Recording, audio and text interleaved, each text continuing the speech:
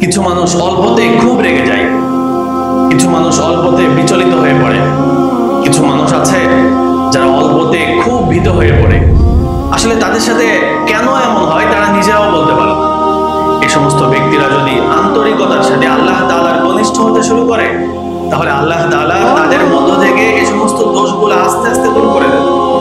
কেননা যে ব্যক্তি আল্লাহ তাআলাকে স্মরণ করবে, আল্লাহ তাআলা তার বিবেকের বন্ধ দরজা সমূহ খুলে দেন। এমনকি আল্লাহ তাআলা তাকে এমন সব বিষয়ে সচেতন করেন যা তার মধ্যে লুকায়িত ছিল এবং সে নিজেও এই সমস্ত বিষয় সম্পর্কে সচেতন ছিল না।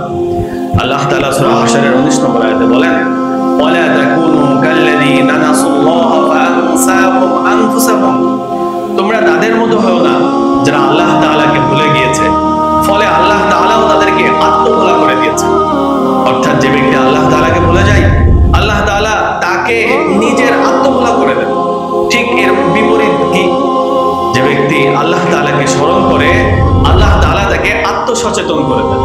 অর্থাৎ আপনি যদি আল্লাহ তাআলাকে স্মরণ করেন, তাহলে আল্লাহ তাআলা আপনার ভিতরে নিজেকে আত্মসচেতন করে দিবেন। আপনার মধ্যে যে দোষগুলো রয়েছে, এই দোষগুলো আল্লাহ তাআলা আস্তে আস্তে আপনার থেকে দূর করে দিবেন।